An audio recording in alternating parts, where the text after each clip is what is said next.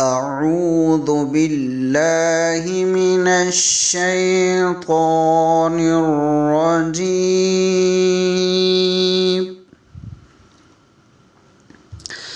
بسم الله الرحمن الرحيم.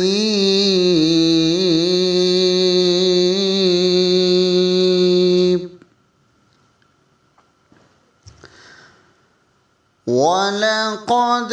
يسرنا القرآن للذكر فهل من مدكر. صدق الله العظيم.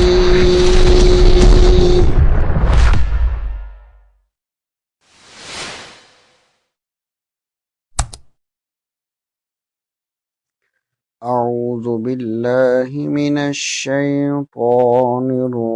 الرجيم. بسم الله الرحمن الرحيم.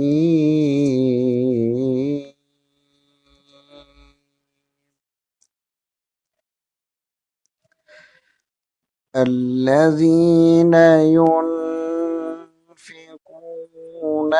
أموالهم بالليل والنهار سرا وعلانية فلهم أجرهم عند ربهم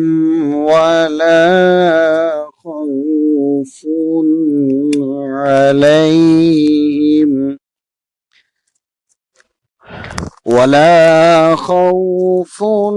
عليهم ولا هم يحزنون.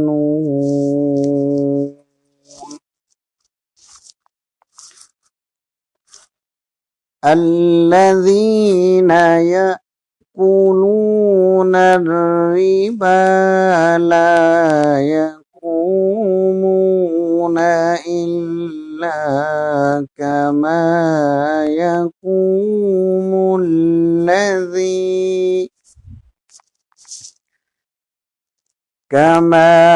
يقوم الذي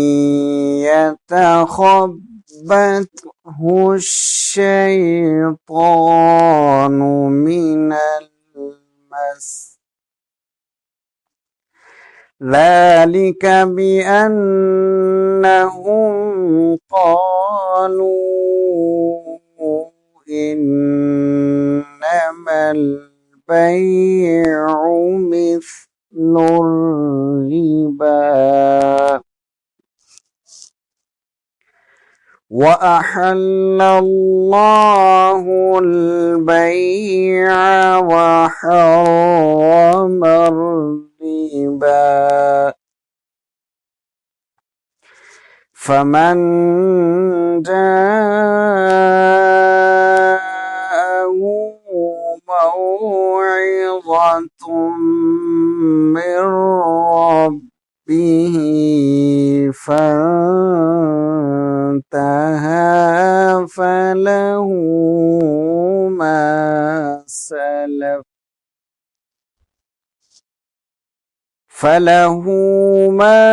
سلف وأمره إلى الله ومن عاد فأولئك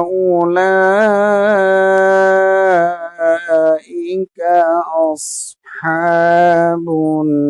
النار هم فيها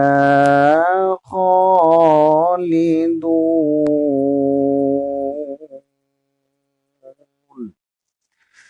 صدق اللہ العظیم. آیت نمبر 274. الذین وہ لوگ ینفقون جو خرچ کرتے ہیں اموالہم اپنے مالوں کو باللیل رات کو والنہار اور دن کو بھی،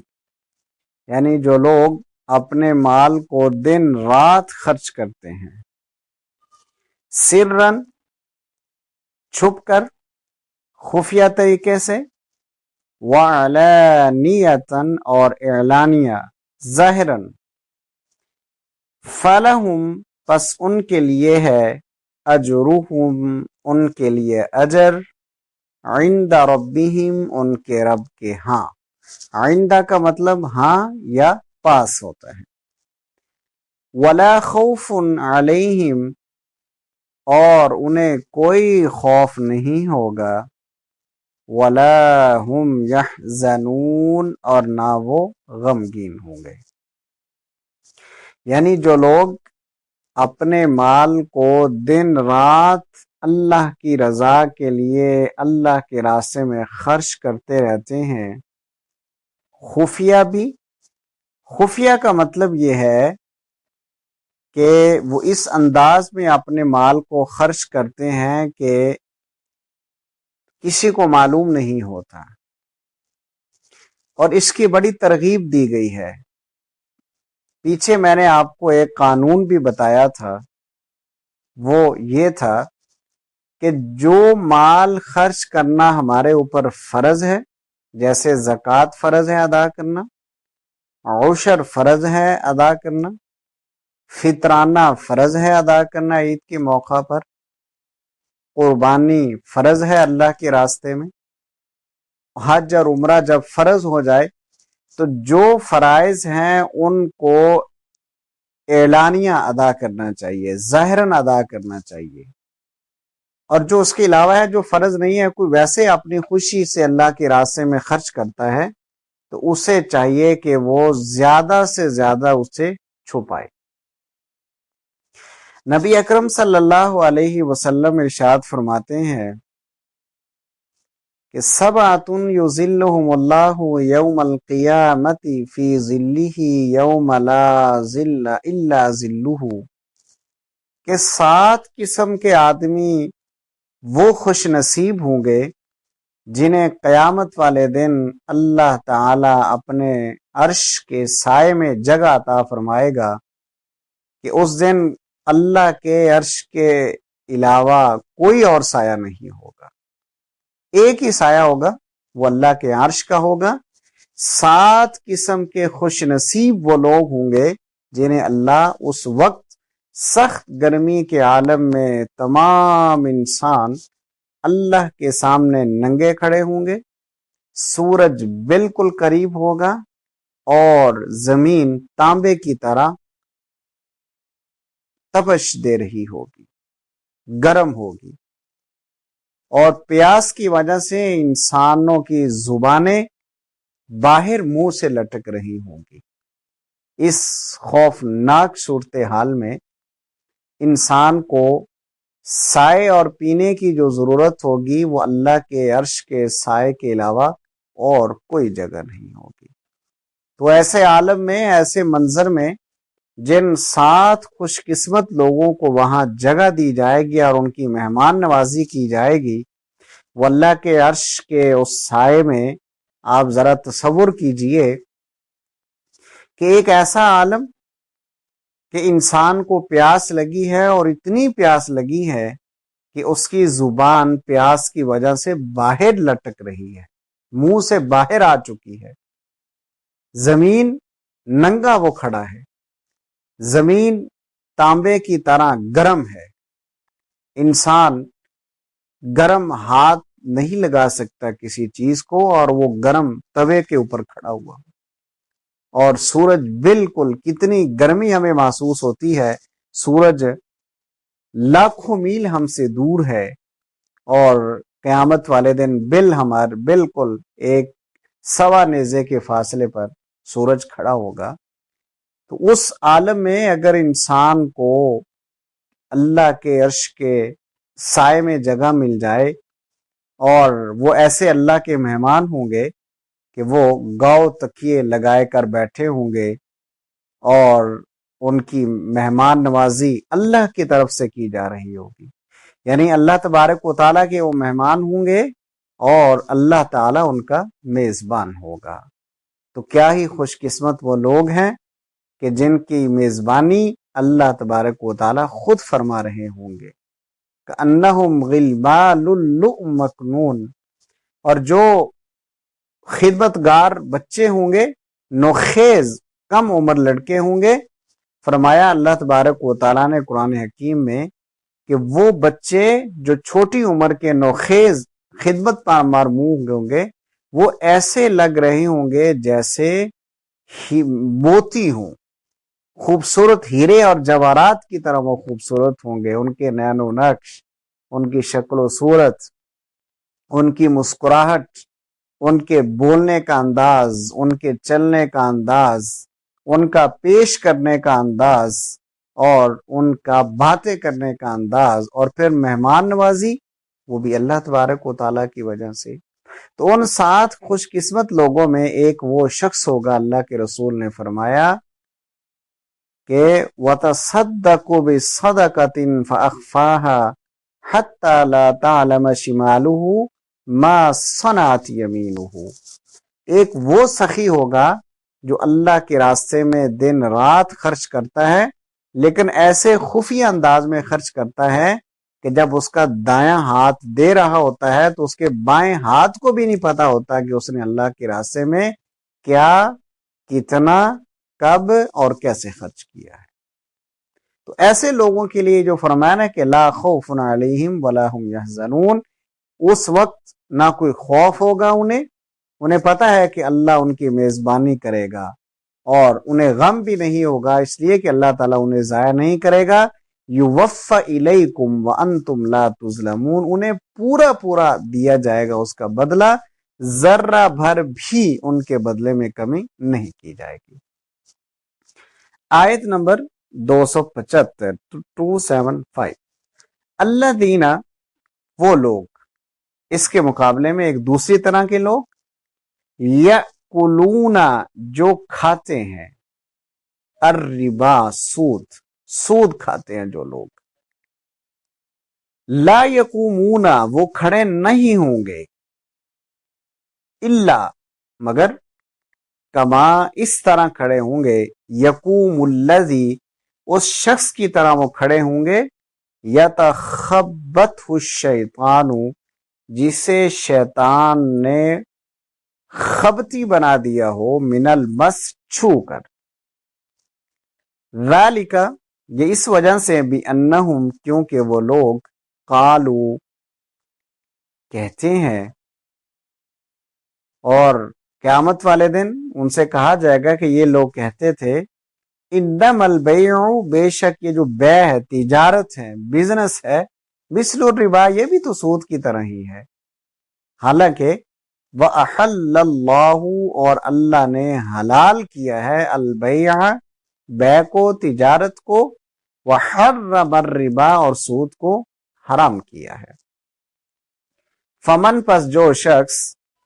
جاءہ، جب آ جائے اس کے پاس، موعظۃ، نصیحت، من ربہ، اس کے رب کی طرف سے، فانتہا، پس وہ باز آ جائے، چھوڑ دے سود کو، فلہ، پس اس کے لیے ہوگا، ما سلف، جو گزر چکا ہے، اس کا معاملہ پھر اللہ کی طرف. اگر وہ رک گیا، اب جو اس نے اس سے پہلے سودی کام کیا ہے وہ ممکنہ حد تک لوگوں کو ان کے پیسے لٹا دے. اگر کوئی بچ گیا ہے کسی وجہ سے وہ نہیں پے کر پایا تو اللہ تعالیٰ نے فرمایا کہ اس کا معاملہ پھر اللہ کے سپرد ہے. وَأَمْرُهُ إِلَى اللَّهِ، اور اس کا معاملہ اللہ کی طرف ہے. وَمَنْ عَادَ، اور جو شخص لوٹا اسی حالت میں کہ وہ سودی کاروبار کرتا تھا یا سود میں کسی طرح بھی ملوث تھا. اللہ کے رسول صلی اللہ علیہ وسلم نے فرمایا کہ سود لینے والا، سود دینے والا، سود کا گواہ بننے والا اور سودی ایگریمنٹ لکھنے والا، یہ سارے لوگ جہنمی۔ فاولئک، پس یہی وہ لوگ ہیں، اصحاب النار، جو آگ والے ہیں، ہم فیہا خالدون، وہ اس آگ میں ہمیشہ ہمیشہ رہیں گے۔ یعنی جو شخص بھی سود میں جس طرح بھی ملوث ہے، چاہے وہ بینکوں کی صورت میں ہے، ایک شخص بینک میں ملازمت کرتا ہے اور وہاں سودی کاروبار ہے تو وہ مجرم ہے، اس لیے کہ لین دین وہ کر رہا ہے۔ اللہ کے رسول صلی اللہ علیہ وسلم نے بھی اور اللہ تعالیٰ نے بھی ہمیں ہدایات دی ہیں کہ دیکھیں آپ کا رزق وہاں نہیں لکھا ہوا جہاں سود ہے، اگر وہاں سود ہے آپ وہاں کو چھوڑیں، خیر بات کہیں، اللہ کے راستے میں آپ تجارت شروع کریں، بزنس شروع کریں، کہیں اور جاب کر لیں، اللہ کی زمین وسیع، اللہ رازق ہے، واللہ خیر الرازقین۔ ربا کیا ہے؟ اصل میں لفظ ربا جو استعمال ہوا ہے، جس کے معنی عربی زبان میں زیادتی اور اضافے کے ہوتے ہیں، اصطلاح میں اہل عرب اس لفظ کو اس زائد رقم کے لیے استعمال کرتے تھے جو ایک قرض خواہ اپنے قرض دار سے ایک طے شدہ شرح کے مطابق اصل سے زیادہ وصول کرتا ہے۔ اسی کو ہماری زبان میں سود کہتے ہیں۔ نزول قرآن کے وقت سودی معاملات کی اور شکلیں رائج تھیں، اور جنہیں اہل عرب ربا کے لفظ سے تعبیر کرتے تھے وہ یہ تھی کہ مثلا ایک شخص دوسرے شخص کے ہاتھ کوئی چیز فروخت کرتا اور قیمت ادا کرنے کے لیے ایک مدت مقرر کر دیتا، یعنی آج 6 اکتوبر کو اس نے کوئی چیز خریدی ہے اور ایک بندے نے بیچی ہے تو وہ پیسے کی ادائیگی 1 نومبر طے کر لیتے، اور اگر وہ مدت گزر جاتی اور قیمت ادا نہ ہوتی تو پھر وہ مزید مہلت دیتا اور قیمت میں اضافہ کر دیتا۔ یا مثلا ایک شخص دوسرے شخص کو قرض دیتا اور اس سے طے کر لیتا کہ اتنی مدت میں اتنی رقم اصل سے زائد ادا کرنی ہوگی، یا مثلا قرض خواہ اور قرض دار کے درمیان ایک خاص مدت کے لیے ایک شرح طے ہو جاتی تھی، اور اگر اس مدت میں اصل رقم مع اضافہ یعنی اضافے کے ساتھ ادا نہ ہوتی تو مزید مہلت سے پہلے زائد شرح پر دی جاتی تھی۔ اسی کو سود کہا جاتا ہے، جو کہ آج کل بھی بینکنگ نظام میں اسی طرح سے رائج ہے۔ اہل عرب دیوانے آدمی کو مجنون یعنی اسیب زدہ کے لفظ سے تعبیر کرتے تھے، یہ جو کہا نا کہ یتخبطہ الشیطان من المس، اور جب کسی شخص کے متعلق یہ کہنا ہوتا کہ وہ پاگل ہو گیا ہے تو وہ یوں کہتے کہ اسے جن لگ گیا ہے۔ اسی محاورے کو استعمال کرتے ہوئے قرآن سود خور کو اس شخص سے تشبیہ دیتا ہے جو مخبوط الحواس ہو گیا ہو، یعنی جس طرح وہ شخص عقل سے خارج ہو کر غیر معتدل حرکات کرنے لگتا ہے، اسی طرح سود خور بھی روپے کے پیچھے دیوانہ ہو جاتا ہے اور اپنی خود غرضی کے جنون میں کچھ پرواہ نہیں کرتا کہ اس کی سود خوری سے کس طرح سے انسانی محبت، اخوت اور ہمدردی کی جڑیں کٹ رہی ہیں، اجتماعی فلاح و بہبود پر کس طرح تباہ کن اثر پڑ رہا ہے، اور کتنے لوگوں کی بدحالی سے وہ اپنی خوشحالی کا سامان کر رہا ہے۔ یہ اس کی دیوانگی کا حال اس دنیا میں ہے، اور چونکہ آخرت میں انسان اسی حالت میں اٹھایا جائے گا جس حالت پر اس نے دنیا میں جان دی ہے، اس لیے سود خور آدمی قیامت کے روز ایک بولے مخبوط الحواس انسان کی صورت میں اٹھے گا۔ اب وہ جو ان کا یہ نظریہ ہے کہ تجارت بھی سود ہے، اس نظریے کی خرابی یہ ہے کہ تجارت میں اصل لاگت پر جو منافع لیا جاتا ہے اس کی نوعیت اور سود کی نوعیت کا فرق وہ نہیں سمجھتے ہیں، اور دونوں کو ایک ہی قسم کی چیز سمجھ کر یوں استدلال کرتے ہیں کہ جب تجارت میں لگے ہوئے روپے کا منافع جائز ہے تو قرض پر دیے ہوئے روپے کا منافع کیوں نہ جائز ہے۔ اسی طرح کے دلائل موجودہ زمانے کو سود خور بھی سود کے حق میں پیش کرتے ہیں۔ وہ کہتے ہیں کہ ایک شخص جس روپے سے خود فائدہ اٹھا سکتا تھا اسے وہ قرض پر دوسرے شخص کے حوالہ کرتا ہے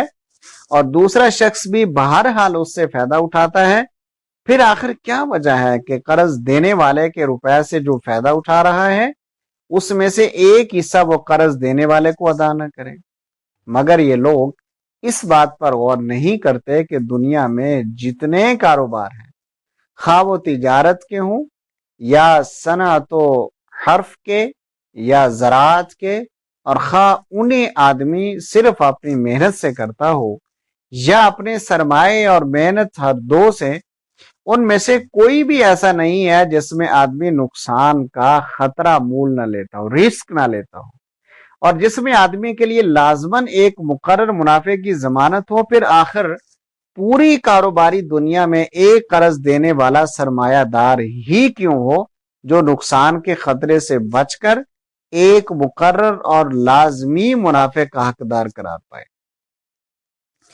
غیر نفع بخش اغراض کے لیے قرض لینے والے کا معاملہ تھوڑی دیر کے لیے چھوڑ دیجئے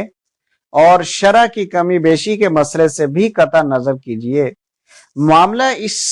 اس قرض کا صحیح جو نفع بخش کاموں میں لگانے کے لیے لیا جائے، اور شرع بھی تھوڑی ہی صحیح۔ لیکن سوال یہ ہے کہ جو لوگ ایک کاروبار میں اپنا وقت، اپنی محنت، اپنی قابلیت اور اپنا سرمایہ دن رات کھپا رہے ہیں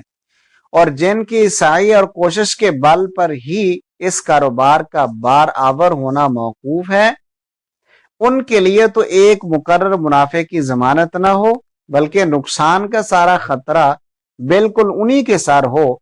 مگر جس نے صرف اپنا روپیہ انہیں قرض دے دیا ہو وہ بے خطر ایک طے شدہ منافع وصول کرتا چلا جائے۔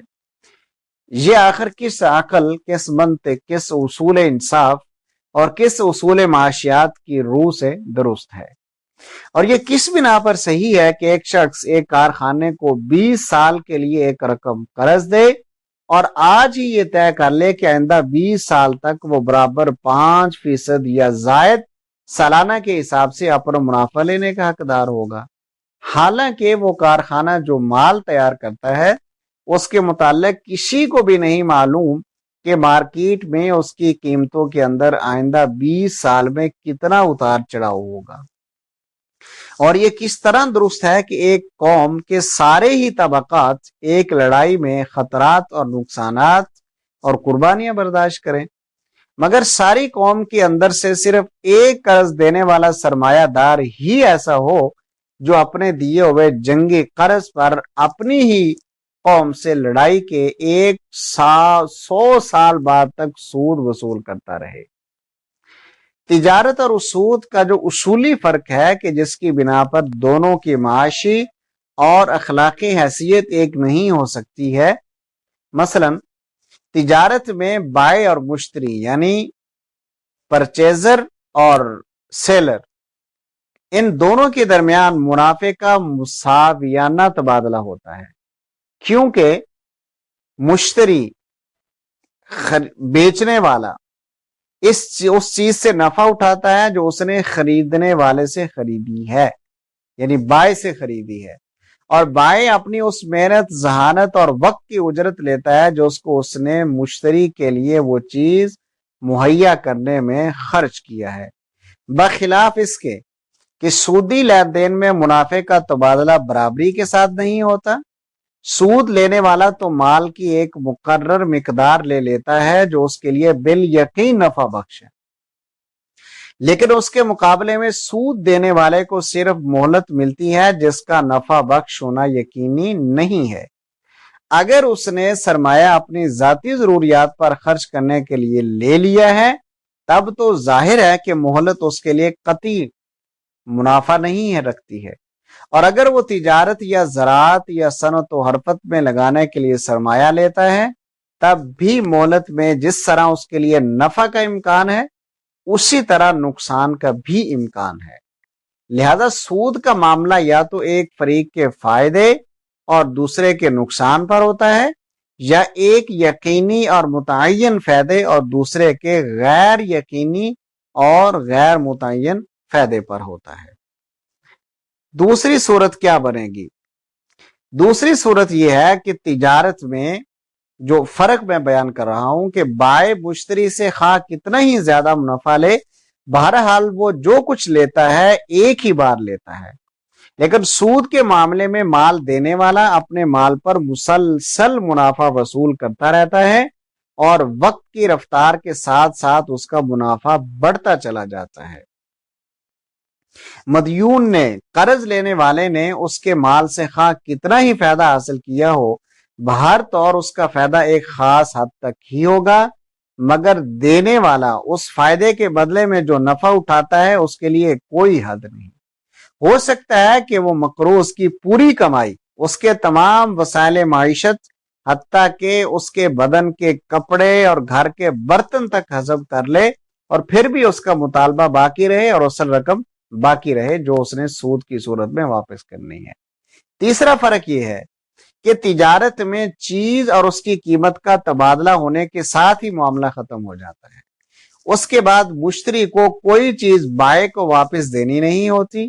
مکان یا زمین یا سامان کے کرائے میں اصل چیز جس کے استعمال کا معاوضہ دیا جاتا ہے خرچ نہیں ہوتی بلکہ برقرار رہتی ہے، اور بھی جنسی ہی مالک جائیداد کو واپس دے دی جاتی ہے۔ لیکن سود کے معاملے میں قرض دار سرمایہ کو خرچ کر چکتا ہے اور پھر اس کو وہ صرف صرف شدہ مال یعنی خرچ شدہ مال کو دوبارہ پیدا کر کے اضافے کے ساتھ واپس دینا ہوتا ہے۔ چوتھا فرق یہ ہے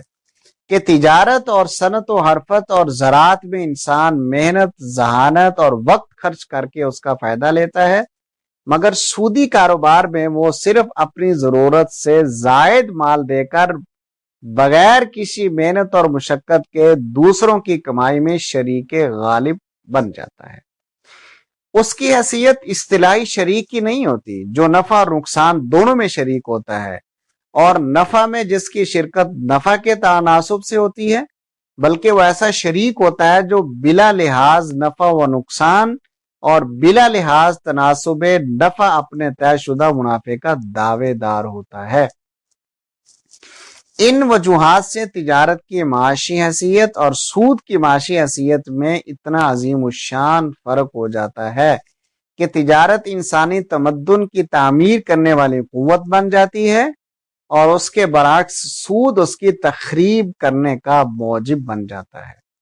پھر اخلاقی حیثیت سے یہ سود کی عین فطرت ہے کہ وہ افراد میں بخل، خود غرضی،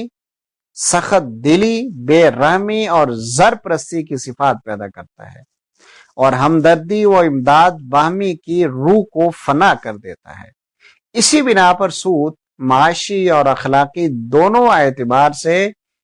نوع انسانی کے لیے تباہ کن ہے۔ اور پھر آخر میں فرمایا کہ وَمَنْ عَادَ فَأُولَٰئِكَ فَلَهُ مَا سَلَفَ وَمَنْ عَادَ فَأُولَٰئِكَ أَصْحَابُ النَّارِ هُمْ فِيهَا خَالِدُونَ۔ یہ نہیں فرمایا کہ جو کچھ اس نے کھا لیا اسے اللہ معاف کر دے گا، بلکہ ارشاد یہ ہو رہا ہے کہ اس کا معاملہ اللہ کے حوالے ہے۔ اس فکرے سے معلوم ہوتا ہے کہ جو کھا چکا سو کھا چکا۔ کہنے کا مطلب یہ نہیں ہے کہ جو کھا چکا اسے معاف کر دیا گیا، بلکہ اسے صرف قانونی رعایت مراد ہے، یعنی جو سود پہلے کھایا جا چکا ہے اسے واپس دینے کا قانوناً مطالبہ نہیں کیا جائے گا، کیونکہ اگر اس کا مطالبہ کیا جائے تو مقدمات کا ایک لا متناہی سلسلہ شروع ہو جائے گا جو کہیں جا کر ختم نہ ہو۔ مگر اخلاقی حیثیت سے اس مال کی نجاست بدستور باقی رہے گی جو کسی نے سودی کاروبار سے سمیٹا ہو، اگر وہ حقیقت میں اللہ سے ڈرنے والا ہوگا اور اس کا معاشی اور اخلاقی نقطہ نظر واقعی اسلام قبول کرنے سے تبدیل ہو چکا ہوگا، تو وہ خود اپنی اس دولت کو جو حرام ذرائع سے آئی تھی اپنی ذات پر خرچ کرنے سے پرہیز کرے گا، اور کوشش کرے گا کہ جہاں تک ان حقداروں کا پتہ چلایا جا سکتا ہے جن کا مال اس کے پاس ہے، اس حد تک ان کا مال ان کو واپس کر دیا جائے، اور جس مال کے مستحقین کی تحقیق نہ ہو سکے اسے اجتماعی فلاح و بہبود پر خرچ کیا جائے۔ یہی عمل اسے اللہ کی سزا سے بچا سکے گا، رہا وہ شخص جو پہلے کمائے ہوئے مال سے بدستور فائدہ اٹھاتا رہے، تو بعید نہیں کہ وہ اپنی اس حرام خوری کی سزا پا کر ہی رہے اور اہل جہنم میں شامل ہو جائے۔ وآخر دعوانا ان الحمد للہ رب العالمین۔